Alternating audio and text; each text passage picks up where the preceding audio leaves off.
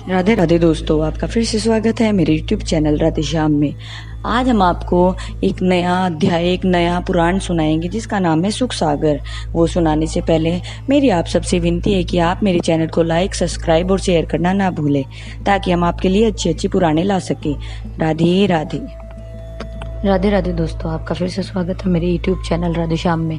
आज हम आपको आगे की कथा सुनाते हैं। राजा सहस्त्रार्जुन बोले, हे मुनीश्वर, यह गाय आप जैसे मुनियों के पास नहीं, हमारे पास होनी चाहिए। या तो इस कामधेनु गाय को आप हमें दे दें, अन्यथा यह हम आपसे अपने बाहुबल से छीन कर ले जाएंगे।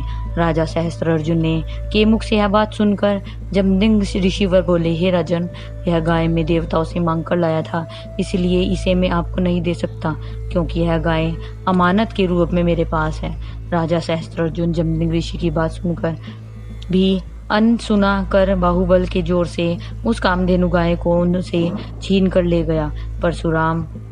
परशुराम जी को जब यह बात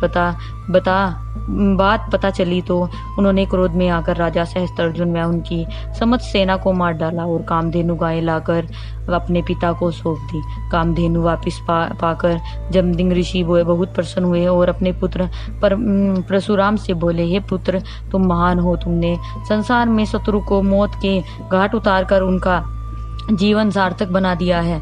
तुम जैसे पुत्र पाने के लिए ही माताएं 9 महीने गर्भ के दुख सहन करती हैं, लेकिन एक चक्रवर्ती राजा को मारकर तुम दोषी हो गए हो। अतः इस दोष से मुक्ति पाने के लिए तुमको पूरे 1 वर्ष तक तीर्थ यात्रा करनी होगी। अपने पिता के मुख से यह सब सुनकर परशुराम जी उसी अक्षण तीर्थ यात्रा के लिए निकल गए। श्री सुखदेव जी बोले, हे राजा परीक्षित, अपने पिता जमदग्नि ऋषि के ऋषिवर की आज्ञा अनुसार जब परशुराम जी वर्ष भर तक तीर्थ यात्रा करके वापस अपने आश्रम में आए तो एक दिन की बात है कि परशुराम जी की माता रेणुका पूजा पानी लाने के लिए नदी पर गई। रेणुका नदी पर जब जल ले रही थी तो वहां उन्होंने चित्ररथ गंधर्व को अपनी स्त्री के पास साथ जल क्रीड़ा करते देखा। यह देखते देखते उन्हें वहां देर हो गई।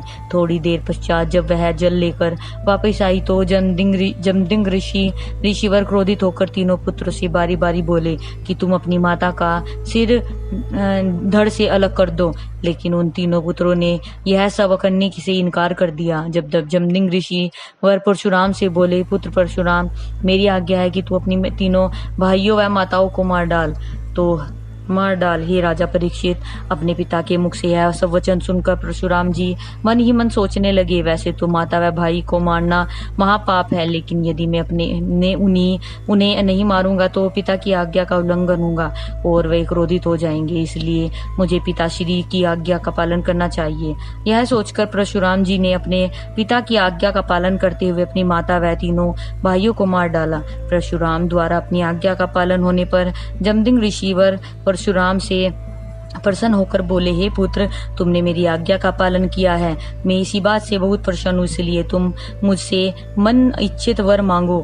अपने पिता जमदग्नि ऋषि के मुख से वरदान की बात सुनकर परशुराम जी बोले, हे पिताश्री, यदि आप मुझे मन इच्छित वरदान देना चाहते हैं तो आप मेरी माता व भाइयों को फिर से जीवित कर दो और उन्हें यह भी नहीं पता चलना चाहिए कि मैंने उनके प्राण हर लिए थे। अपने पुत्र परशुराम की बात सुनकर जमदग्नि ऋषि बोले, पुत्र, ऐसा ही होगा। श्री सुखदेव जी बोले, हे राजा परीक्षित, यह आश्चर्य की बात है कि नहीं है, क्योंकि प्रभु के भजन में वह बल है। यदि भक्त चाहे तो 1 या 2 नहीं बल्कि असंख्य मृत प्राणियों को जिंदा कर सकता है और क्रोध भरी दृष्टि से देखने पर दुष्टों को भस्म कर सकता है।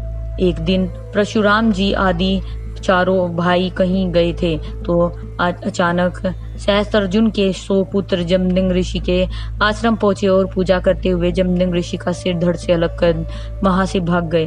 अपनी आंखों के सामने अपने पिता की हत्या होते देखकर रेणुका पति की हत्या होते देखकर रेणुका ने पागलों की तरह चीख कर 21 बार परशुराम जी को पुकार कर शत्रुओं को नष्ट करने के लिए कहा। अपने पिता जमदग्नि ऋषि की मृत्यु का समाचार सुनकर परशुराम जी उसी क्षण अपने आश्रम में आए और अपनी माता रेणुका से बोले, हे माता श्री, मैं आपको वचन देता हूँ कि 21 बार पृथ्वी को अपने शत्रु क्षत्रियों से रहित करके उनके रक्त से अपने पिता श्री को तिलांजलि दूंगा।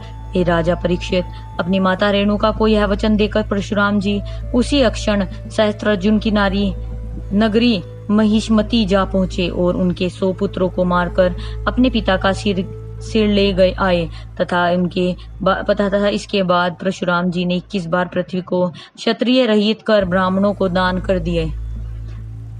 हे राजा परीक्षित, इस तरह परशुराम जी ने पृथ्वी को क्षत्रिय से रहित कर दिया। वे अब मंदराचल पर्वत पर बैठे हुए परमेश्वर का तप करते हैं। जब आगे मनवंतर में राजा बलि इंद्र होगा तब परशुराम जी का स्थान तप ऋषियों में हो जाएगा। अब मैं आपको राजा गाधी के वंश का वर्णन सुनाता हूँ। जिस समय राजा गाधी की पत्नी ने अपनी पुत्री सत्यवती के भाग चरु को बदलकर स्वयं खा लिया तो उसके प्रताप से उनके अत्यंत धर्मात्मा और महान प्रतापी विश्वामित्र नामक पुत्र हुआ, जो तप करके बाद में राजश्री ब्रह्म ऋषि हो गए।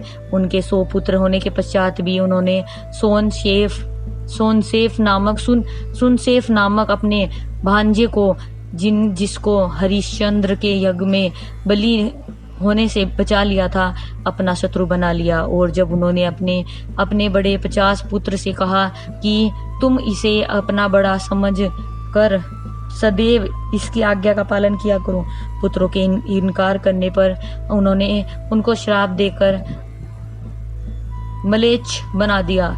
उनके मधुचंदा नाम के छोटे 50 पुत्रों ने उनकी आज्ञा का पालन किया तो उनको वरदान वेदों का ज्ञाता बना दिया। हे राजा परीक्षित, विश्वामित्र के उन मधुचंदों का नामक 50 पुत्रों से जो संतानें उत्पन्न हुई वह जगत में आज तक कौशिक गोत्र के नाम से प्रसिद्ध है, अर्थात उनके वंश के ब्राह्मण कौशिक गोत्री कहलाते हैं। फिर सुखदेव जी बोले, हे राजा परीक्षित,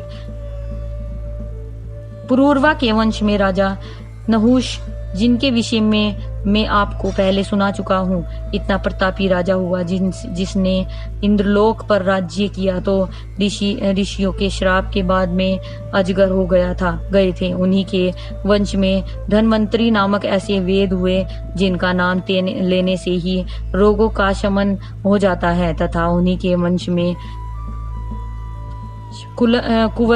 कुवल यशव नामक बहुत प्रतापी राजा हुआ। आज की कथा हम यही समाप्त करते हैं, आगे की कथा आपको कल सुनाएंगे। राधे राधे राधे राधे राधे राधे, जय श्री कृष्ण।